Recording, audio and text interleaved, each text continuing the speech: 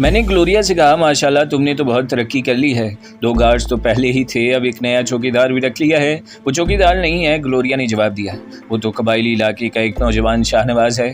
اس کے باپ سے براہ راست میری ڈیلنگ تھی۔ جب اسے یہ معلوم ہوا کہ اب تنظیم سے میرا کوئی واسطہ نہیں ہے تو اس نے بھی تنظیم کا ساتھ چھوڑ دیا اور کہا کہ میں تو صرف تمہیں جانتا ہوں، تمہارا واسطہ ختم تو میرا بھی ختم۔ پھر وہ چونک کر بولی، اب گاڑی سے اترو گے بھی یا یہیں بیٹھے بیٹھے سب کچھ معلوم کر لو گے؟ بقیہ لوگ گاڑی سے اتر چکے تھے۔ سکندر ظفر اور اکبر کو دھکیلتا ہوا اندر لے جا رہا تھا۔ ان دونوں کی آنکھوں پر پٹی بندھی ہوئی تھی، اس لیے وہ بری طرح ٹھوکریں کھا رہے تھے، لڑکھڑا رہے تھے، مگر وہ جہاں رکتے تھے سکندر انہیں رائفل کی نال سے آگے دھکیل دیتا تھا۔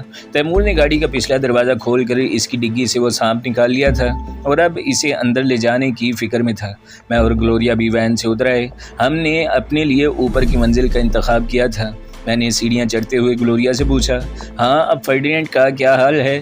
وہ اب پہلے سے خاصا بہتر ہے اور اپنے پیروں پر کھڑا ہونے کے قابل ہو گیا ہے، مگر فی الحال اس کی ٹانگیں اس کا وزن تو سہار سکتی ہیں لیکن وہ چل نہیں سکتا۔ چلنے کی کوشش کرتا ہے تو گر جاتا ہے۔ اگر اس کا علاج باقاعدگی سے ہوتا تو اب تک وہ مکمل طور پر تندرست و توانا ہو چکا ہوتا۔ اگر وہاں سے ہمیں افراتفری میں نہ بھاگنا پڑتا تو واقعی فرڈینینڈ اب تک ٹھیک ہو چکا ہوتا، گلوریا نے جواب دیا۔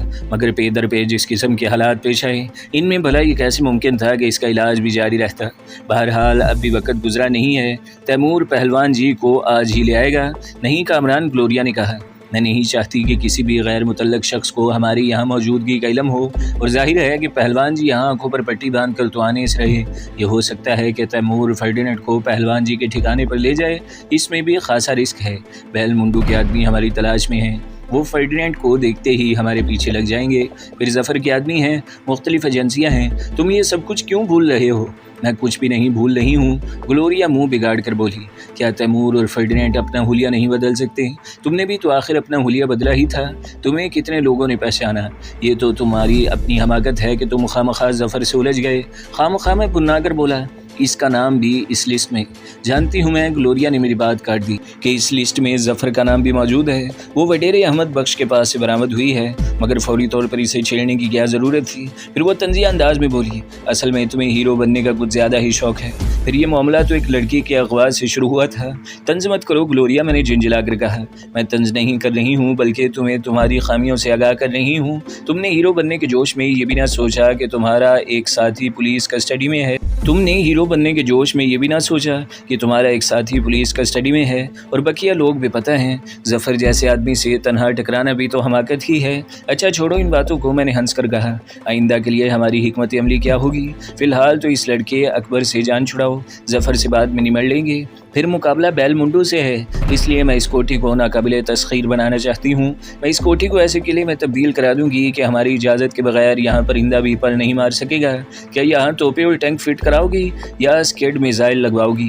میں نے تمسخر آمیز لہجے میں کہا، میں نے تمہیں پہلے بھی بتایا تھا کہ فرڈینینڈ الیکٹرانک اور کمپیوٹر ٹیکنالوجی کا ماہر ہے، وہ اس فیلڈ کا جینیس ہے۔ اس نے ایسے ٹرانسمیٹرز کا فارمولہ ایجاد کیا ہے کہ انسانی عقل دنگ رہ جاتی ہے۔ وہ اس کوٹھی کے بیرونی گیٹ کو کمپیوٹر سے کنٹرول کرے گا اور گیٹ صرف انہی لوگوں کے لیے کھلے گا جن کا ڈیٹا کمپیوٹر میں فیڈ ہوگا۔ نہ صرف افراد بلکہ کمپیوٹر کے پاس ان گاڑیوں کے رجسٹریشن نمبر، انجن نمبر، سیکس ماڈلز اور کلرز تک محسوس ہوں گے جو ہمارے استعمال میں ہوں گی۔ فرڈینینڈ کمپیوٹر کو یہ معلومات فیڈ کر کے لاک کر دے گا، اس کے بعد کوئی گاڑی یا آدمی نہ اندر آ سکے گی نہ جا سکے گی۔ میں اس کی بات پر یوں مسکرا دیا تھا جیسے کوئی بزرگ کسی بچے کی کہانی سن رہا ہو۔ میری اس غیر سنجیدگی کا احساس گلوریا کو بھی ہو گیا تھا، مگر وہ کچھ نہ بولی۔ اچھا ایک بات بتاؤ، میں نے کچھ توقف کے بعد کہا، فرض کرو میرا یا تمہارا کوئی انتہائی اہم آدمی یہاں آتا ہے، کمپیوٹر کے پاس اس کا ڈیٹا بھی نہیں ہے، کمپیوٹر بھی لاک ہے، وہ کھل نہیں سکتا، اس صورت میں کیا ہوگا؟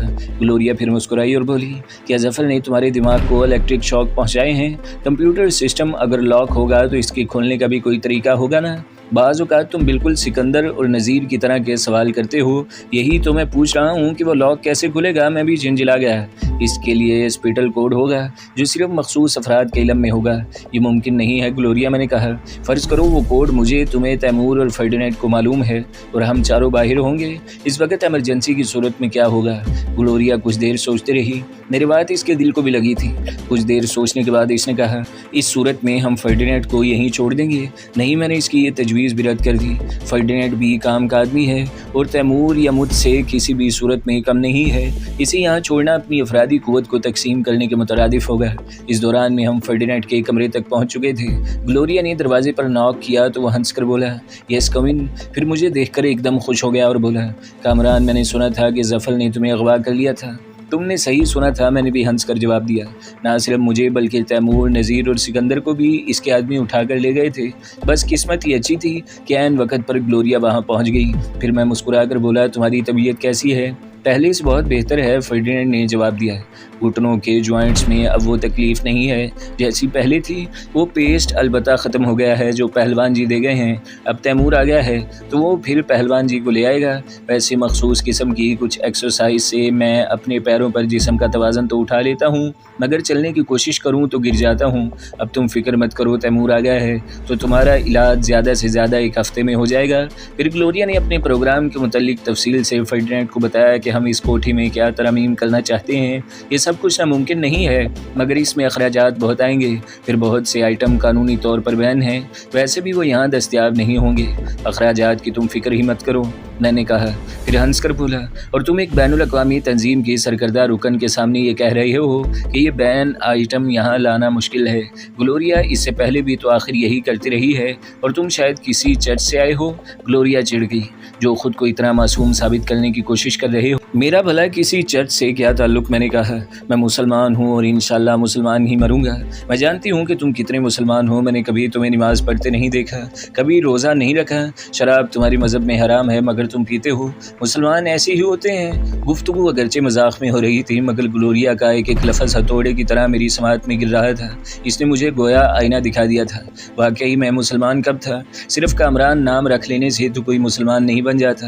ارجا کامی بیٹے، نماز کا وقت نکلا جا رہا ہے، نانا جی نے مجھ سے کہا۔ اوہو نانا جی، سونے دے، میں ابھی تو لیٹا ہوں، میں نے کروٹ بدلتے ہوئے کہا۔ بیٹا، ایسا روزہ کبھی قبول نہیں ہوتا جو بغیر نماز کے ہو۔ فاقہ کرنے کا شوق ہے تو ضرور کر، مگر اللہ تعالیٰ کو تیرے فاقے کی ضرورت نہیں ہے۔ میں جانتا تھا کہ اب نانا جی کا لیکچر شروع ہو جائے گا، اس لیے میں جلدی سے اٹھ بیٹھا۔ میرا سونے کا ارادہ تو نہیں تھا، مگر سحری کھانے کے بعد ذرا آنکھ جھپک گئی تھی۔ میں نے اٹھ کر جلدی جلدی وضو کیا اور نماز کے لیے کھڑا ہو گیا۔ نماز سے فارغ ہوا تو نانا جی قرآن پاک کی تلاوت کر رہے تھے۔ ان کی قرأت سن کر مجھے عجیب سا سرور محسوس ہوتا تھا۔ ان کی آواز میں بہت سوز تھا، لگن تھی، اور مجھے حیرت ہوتی تھی کہ وہ اکثر تلاوت کرتے کرتے رونے لگتے تھے۔ ان کا چہرہ آنسوؤں سے گھر جاتا تھا۔ نماز میں بھی ان کا یہی حال ہوتا تھا۔ جب تک وہ زندہ رہے مجھے پابندی سے 5 وقت کی نماز بھی پڑھاتے رہے اور میرا کوئی روزہ بھی قضا نہیں ہونے دیا۔ اسلام کو اگر میں نے پہچانا تھا تو انہی کے ذریعے پہچانا تھا۔ نانا جی ہی نے مجھے قرآن پاک پڑھایا اور ترجمے کے ساتھ پڑھایا تھا، مگر ان کی آنکھیں بند ہوتے ہی میں سب کچھ بھول گیا۔ اس میں قصور اس ماحول کا بھی تھا جہاں میں نے تعلیم حاصل کی تھی۔ آج اگر نانا جی زندہ ہوتے تو شاید مجھے اس روپ میں دیکھ کر صدمے سے ہی مر جاتے۔ کیا ہوا کامران؟ گلوریا کی آواز مجھے ماضی سے پھر حال میں کھینچ لائی۔ تمہاری طبیعت تو ٹھیک ہے؟ ہاں میں ٹھیک ہوں، میں نے شکستہ لہجے میں کہا۔ تم بالکل ٹھیک نہیں ہو، گلوریا بلند آواز میں بولی۔ تمہارا چہرہ پسینے میں تر ہو رہا ہے اور اس پر زردی کھنڈی ہوئی ہے۔ میں ابھی ڈاکٹر کو فون کرتی ہوں۔ ٹیک اٹ ایزی گلوریا، میں نے جبراً مسکرانے کی کوشش کی۔ میں بالکل ٹھیک ہوں، بس ذرا مجھے ایک گلاس پانی اور کافی پلوا دو، میں نے رومال سے چہرے کا پسینہ خشک کرتے ہوئے کہا۔ پھر ہنس کر بولا، اور یہاں تم ڈاکٹر کو کیسے اور کس حیثیت میں بلاؤ گی؟ میری بات سن کر گلوریا بے ساختہ مسکرانے لگی۔ گلوریا کبھی کچی گولیاں نہیں کھیلتی۔ میں اس کوٹھی میں مسز موریسن کی بیوہ کی حیثیت سے رہتی ہوں۔ مسٹر موریسن کا تعلق یونان سے تھا اور وہ عرب پتی تھے۔ 2 برس پہلے ان کا انتقال ہوا تھا، اور کسی سرفرے سراغ رساں نے تمہاری اس من گھڑت کہانی کی تصدیق کر لی تو کیا تصدیق ہو جائے گی؟ گلوریا نے منہ بنا کر کہا۔ مسٹر موریسن کا تعلق واقعی یونان سے تھا۔ 2 برس پہلے ان کی لانچ سمندر میں ڈوب گئی تھی، اور ان کی بیوہ، میں اب سنجیدگی سے سوالات کر رہا تھا، ان کی بیوہ تمہارے سامنے بیٹھی تو ہے؟ گلوریا نے ہنس کر کہا۔ مذاق مت کرو گلوریا، میں سنجیدہ ہوں، میں نے کہا۔ میں کب مذاق کر رہی ہوں؟ میں نے واقعی مسٹر موریسن سے شادی کی تھی اور 1 ہفتے کے اندر اندر ان کی لانچ حادثے کا شکار ہو گئی۔ میں صرف ان کی دولت پر قبضہ کرنا چاہتی تھی کیونکہ وہ دنیا میں بالکل تنہا تھے۔ اس واقعے کی خبر تنظیم کو بھی نہیں ہے کہ مسز موریسن ہی گلوریا ہے۔ یہ کام تو میں نے اپنے طور پر کیا تھا، اور حادثے کے وقت میں وہاں سے سینکڑوں میل دور لاس اینجلس میں تھی۔ اخبارات میں اس کی بیوہ کی تصویر بھی شائع ہوئی تھی، مگر دوسرے حلیے میں۔ میں تو یوں ہی شغل کے طور پر مسٹر موریسن سے ملی تھی، مگر وہ سنجیدہ ہو گئے۔ اس وقت میں بدلے ہوئے حلیے میں تھی۔ میں نے سوچا چلو چند دن تفریح ہی صحیح۔ پھر مذاق ہی مذاق میں مسز موریسن بن گئی۔ میں نے سوچا یہ بوڑھا ارب پتی خود ہی شکار ہونا چاہتا ہے تو مجھے کیا اعتراض۔ اس شادی کے صرف ایک ہفتے بعد مسٹر موریسن مجھے بیوہ کر گئے۔ میرا پاسپورٹ بھی سولیے میں ہے اور نام بھی بدلا ہوا ہے۔ اس وقت میں لنڈا موریسن تھی، بلکہ اب بھی ہوں۔ یہ تمہاری خام خیالی ہے، گلوریا کی تنظیم کو اس بات کا علم نہیں ہوگا۔ میں نے کہا، جس تنظیم میں فرڈینینڈ اور بیل منڈو جیسے افراد موجود ہوں اور وہ اتنے بے خبر نہیں ہوتی۔ گلوریا ٹھیک کہہ رہی ہے، یہ واقعہ میرے علم میں بھی نہیں ہے۔ اصل میں گلوریا اس علاقے کی نگران تھی، بڑے عہدیداروں پر تنظیم کبھی شبہ نہیں کرتی۔ مسز موریسن کی تصویریں میں نے بھی اخبارات میں دیکھی تھی، مگر مجھے وہم بھی نہیں تھا کہ یہ لنڈا موریسن گلوریا ہے۔ اگر کسی دوسرے کو علم ہوتا تو وہ کم از کم مجھ سے اس کا تذکرہ ضرور کرتا۔ سب سے پہلے تو تنظیم ہی گلوریا سے دولت ہتھیانے کی کوشش کرتی۔ تم مسز موریسن ہو تو اب اسی حلیے میں رہو، میں نے کہا۔ گلوریا پھر ہنسنے لگی اور بولی، مسز موریسن یہاں مستقل کب رہتی ہے؟ وہ تو اپنے کاروبار کے سلسلے میں دنیا بھر میں گھومتی پھرتی ہے۔ یہاں تو اس کی سیکرٹری اور دوسرے لوگ ہیں جو پاکستان میں اس کے کاروبار کی نگرانی کرتے ہیں۔ اس کی سیکرٹری کا حلیہ البتہ میں اختیار کر سکتی ہوں۔ گلوریا نے یہ ایک نئی بات بتائی تھی، مگر مجھے خطرہ تھا کہ اتنی اہم بات تنظیم کی نظروں سے پوشیدہ ہوگی۔ فرڈینینڈ نے گو کہ اس کی بیان کی تصدیق کر دی تھی، مگر اس کے باوجود تنظیم کے کارکن دنیا کے گوشے گوشے میں تھے۔ تمہارے پاس وہ یونانی پاسپورٹ تو ہوگا جس میں تم لنڈا موریسن ہو؟ میں نے پوچھا۔ وہ پاسپورٹ میں بینک لاکر میں رکھتی ہوں، مگر یہ بھی اتفاق ہے کہ میں نے کل ہی وہ پاسپورٹ بینک لاکر سے نکالا ہے۔ تمہیں شاید اب تک میری بات کا یقین نہیں آیا۔ یہ کہہ کر گلوریا اٹھ کر کمرے سے باہر چلی گئی۔ تھوڑی دیر بعد لوٹی تو اس کے ہاتھ میں ایک پاسپورٹ تھا۔ میں نے پاسپورٹ لے کر اس پر چسپا تصویر دیکھی۔ تمہاری حیرت کے گنگ رہ گیا۔ وہ کسی نیگریس کی تصویر تھی۔ کلرڈ تصویر میں اس کی سیاہ رنگت واضح تھی۔ اس کے بال بہت زیادہ گھنگریالے تھے اور ہونٹ بھی گلوریا سے بالکل مختلف تھے۔ صرف ایک چیز ایسی تھی جو پہچانی جا رہی تھی، اور وہ تھی گلوریا کی روشن اور ذہین آنکھیں۔ میں نے تصویر کا بقیہ حصہ چھپا کر آنکھوں کا جائزہ لیا تو مجھے آنکھوں کے ساتھ ساتھ پیشانی میں بھی گلوریا کی مشابہت محسوس ہوئی۔ تمہاری تسلی کے لیے ایک بات اور بتا دوں کہ اخبارات کے لیے تصویریں نکلواتے وقت میں نے بڑے فریم اور تاریک شیشوں کے سن گلاسز استعمال کیے تھے۔ فرڈینینڈ نے پاسپورٹ کی تصویر دیکھی تو وہ بے یقینی سے گلوریا کی طرف دیکھنے لگا، پھر بولا، تو وہ نیگرس تم تھی جس سے یونانی ارب پتی نے شادی کی تھی؟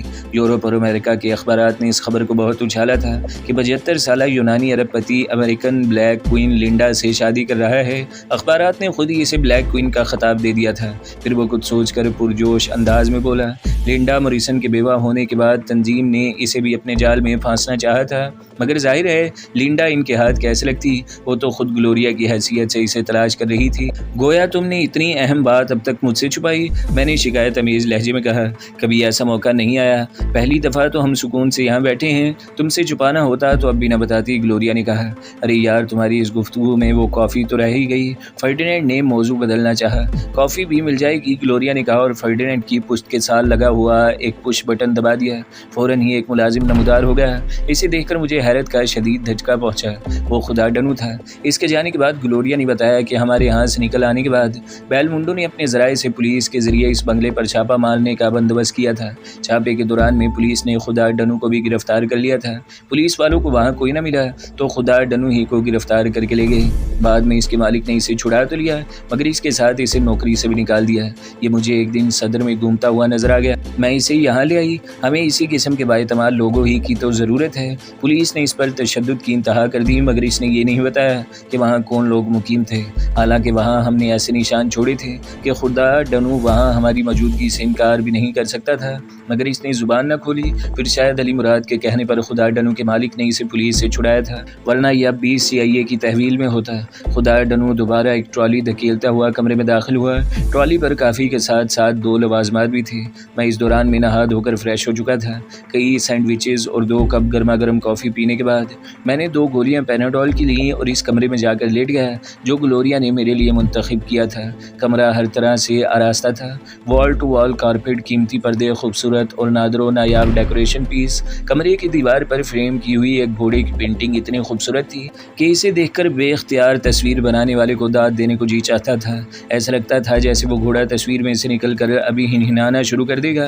آرٹسٹ نے وہ تصویر دوڑتی ہوئی حالت میں بنائی تھی۔ پھر میں گھوڑے کی وہ تصویر دیکھتے دیکھتے نہ جانے کب سو گیا۔ وہاں بہت سے لوگ کھڑے تھے، مگر وہ سب چہرے میرے لیے اجنبی تھے۔ ان کے تیور مجھے اچھے نظر نہیں آ رہے تھے۔ اچانک مجھے سر پر دوڑتا ہوا ایک گھوڑا دکھائی دیا۔ میں درختوں سے گھری ہوئی ایک پگڈنڈی پر کھڑا تھا۔ گھوڑا یوں سرپٹ میری طرف بھاگ رہا تھا جیسے وہ مجھے اپنے سموں تلے رون ڈالے گا۔ وہ جو ہی میرے نزدیک پہنچا میں اچھل کر ایک طرف ہوا اور پلک جھپکتے میں اس کی پیٹھ پر سوار ہو گیا۔ مجھے گھوڑے کی سواری کا تجربہ تو تھا، مگر گھوڑے کی ننگی پیٹھ پر کبھی سواری نہیں کی تھی۔ گھوڑے کی چکنی کھال مجھے جم کر نہیں بیٹھنے دے رہی تھی اور میں بار بار دائیں بائیں پھسل رہا تھا۔ میں اس کی گردن کو مضبوطی سے تھام لیا تھا۔ وہ گھوڑا انتہائی سرکش تھا، مگر میں نے کسی نہ کسی طرح اسے قابو میں کر ہی لیا۔ اچانک ایک موڑ سے ایک گھڑ سوار نمودار ہوا۔ اس کے ہاتھ میں پرانے زمانے کے جنگجو سپاہیوں کی طرح کا نیزہ تھا۔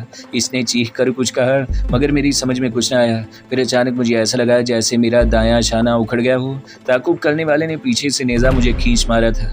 میں نے گردن گھما کر دیکھا، نیزہ میرے شانے میں پیوست ہو کر آر پار ہو گیا ہے۔ نیزہ کھاتے ہی میں زمین پر گرا اور بے اختیار میرے حلق سے ایک چیخ بلند ہوئی۔ پھر کوئی مجھے بری طرح جھنجھوڑنے لگا۔ کیا ہوا کامران؟ احسان مجھ پر جھکا ہوا پوچھ رہا تھا، جس کے چہرے پر تشویش کے آثار تھے۔ میں نے بے اختیار بائیں ہاتھ سے اپنے جسم کو ٹٹولا کہ نیزہ نکالوں، مگر وہاں کچھ بھی نہیں تھا۔ کیا تم نے پھر کوئی خواب دیکھا ہے کامران؟ احسان نے کہا، پھر ہنس کر بولا، آئندہ سے تم بیڈ کی بجائے نیچے ہی سویا کرو۔ بیڈ سے گرنا کبھی کبھی بہت تکلیف دیتا ہے، یا میں ایسا کرتا ہوں کہ تمہارے لیے خصوصی بیڈ بنوا لیتا ہوں، بچوں والے بیڈ کی طرح جس میں چاروں طرف حفاظتی فریم ہوتا ہے۔ میں اٹھ کر دوبارہ بیڈ پر بیٹھ گیا اور اس سے ایک گلاس پانی مانگا۔ آنکھ کھلتے ہی مجھے احساس ہو گیا کہ میں کراچی میں نہیں بلکہ بھارت کے شہر اعلی آباد میں ہوں اور یہاں کی تمام خفیہ ایجنسیاں میری تلاش میں ہیں۔ میری وجہ سے ان لوگوں پر بھی مصیبت آ سکتی ہے۔ اسی وقت مسجد سے اللہ اکبر کی صدا بلند ہوئی تو احسان اٹھ کر کھڑا ہوا اور بولا، میں ذرا نماز پڑھ لوں، تم سونا چاہو تو دوبارہ سو جاؤ، نیند نہیں آ رہی ہے تو میں کافی بنوائے دیتا ہوں۔ میری جی میں نہ جانے کیا آئی کہ میں نے احسان سے کہا، احسان آج میں بھی نماز پڑھوں گا۔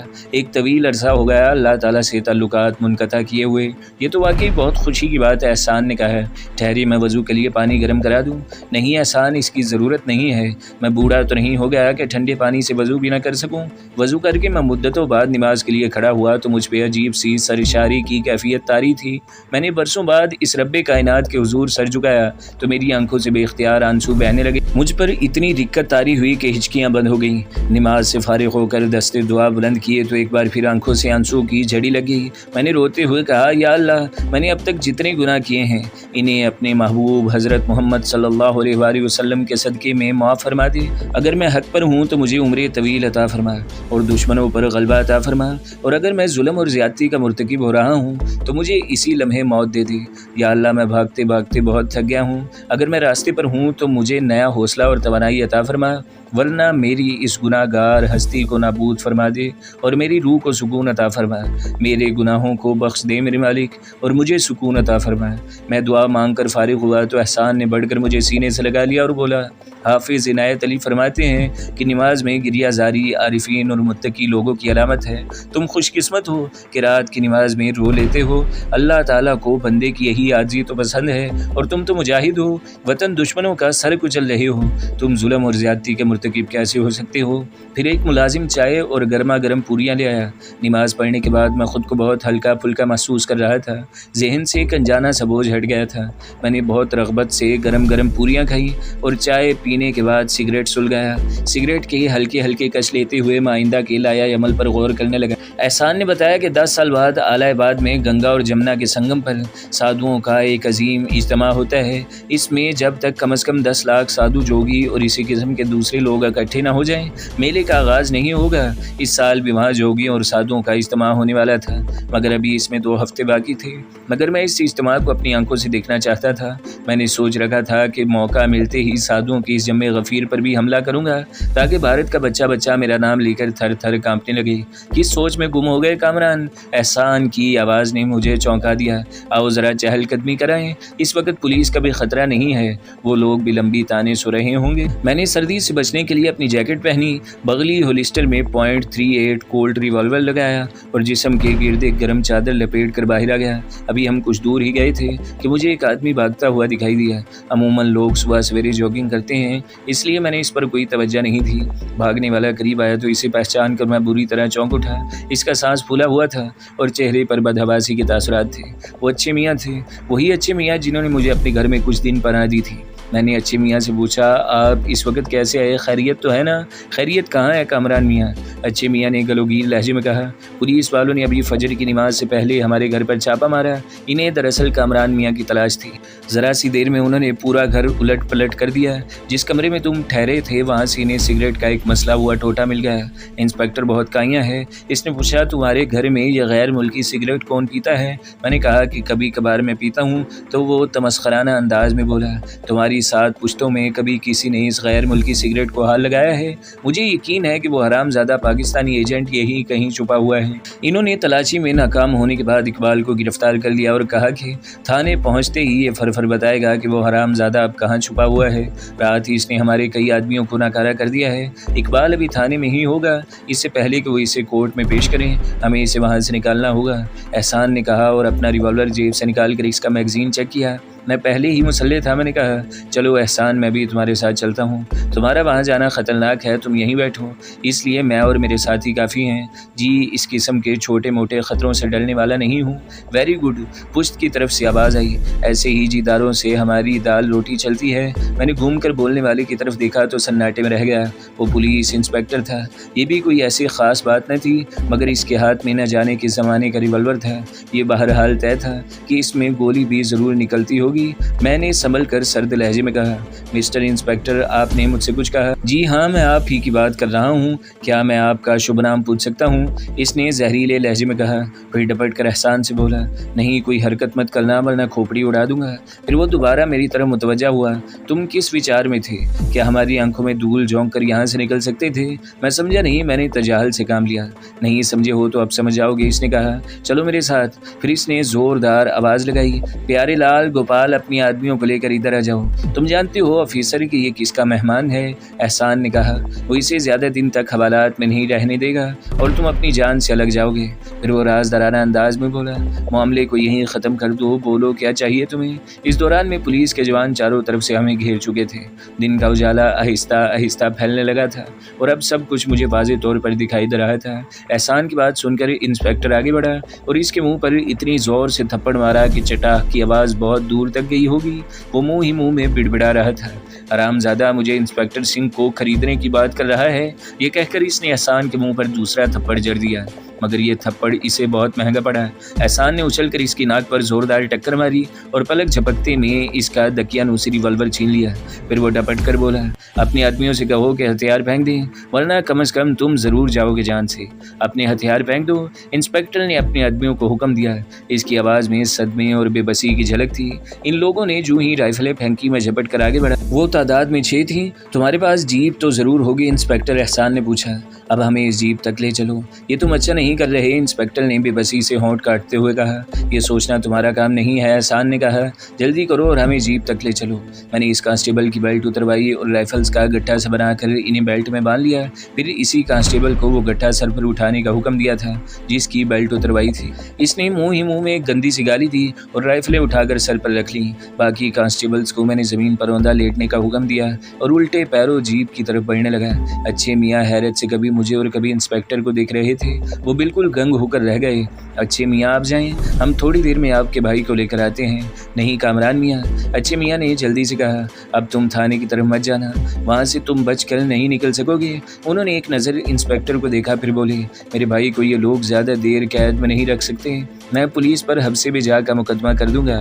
ان کی بات سن کر انسپکٹر طنزیہ انداز میں ہنسا اور بولا، یہ ہندوستان ہے، یورپ یا امریکہ نہیں ہے، تمہارے بھائی کی تو لاش کبھی سراغ نہیں ملے گا، اسے تو ہی وہاں سے نکالے گا حرامزادے، احسان نے غضبناک لہجے میں کہا، ورنہ میں تیرے پورے خاندان کو ختم کر دوں گا، اسے تھانے لے جانا مناسب نہیں ہے۔ میں نے کہا، ہم اسی کو یرغمال بنا کر اچھے میاں کے بھائی کو چھڑائیں گے۔ تو دوستو، اگلی قسط سننے کے لیے ہمارے چینل کو ضرور سبسکرائب کریں، ویڈیو کو لائک کریں اور بیل کے آئیکن پر بھی کلک کر دیں تاکہ ہر جو آنے والی ویڈیوز ہیں وہ آپ کو سب سے پہلے ملتی رہیں۔